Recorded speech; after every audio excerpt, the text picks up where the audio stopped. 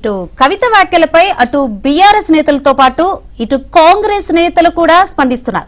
కాళేశ్వరం అవినీతిపై అధికారంలో ఉన్నప్పుడు కవిత ఎందుకు మాట్లాడలేదని ప్రశ్నిస్తున్నారు.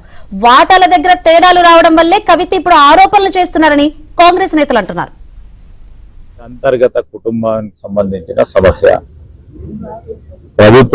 ప్రభుత్వంలో ఉన్న పరిధిలో మేము ఆనాడు రాష్ట్ర ప్రజలకు ఇచ్చిన హామీ ఒక జ్యుడిషియల్ కమిషన్ ఏర్పాటు చేస్తామని, జ్యుడిషియల్ కమిషన్ ఏర్పాటు చేసిన తర్వాత వారు ఇచ్చిన నివేదిక ద్వారా ఇంకా కూడా మరి విషయాలు పూర్తి స్థాయిలో లోతుగా అధ్యయనం చేయడానికి ఈరోజు సిబిఐకి ఇవ్వాలని ప్రభుత్వం మరి బాహటంగా బహిరంగంగా కూడా ఒక చర్చ పెట్టి అసెంబ్లీలో అందరు సభ్యులకు అవకాశం ఇచ్చి కాళేశ్వరం ప్రాజెక్టుకు సంబంధించిన అవకతవకల విషయంలో అవకాశం ఇచ్చి ఒక నిర్ణయం తీసుకున్నది.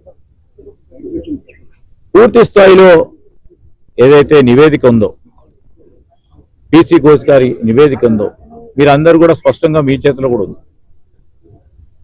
ఎవరు దాంట్లో తప్పు చేసిండ్రు, ఏ విధంగా తప్పు చేసిండ్రు, అధికారులు అనధికారులు, ఆనాడున్న మరి ప్రభుత్వానికి సంబంధించిన పెద్దలు ఏ విధంగా తప్పు చేసిండ్రు, తప్పు కారకులు ఎవరు అని వారు స్పష్టంగా చెప్పడం జరిగింది.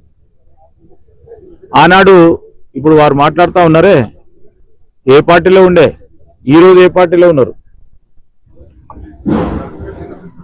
వారందరికి సంబంధించిన అంశం అది.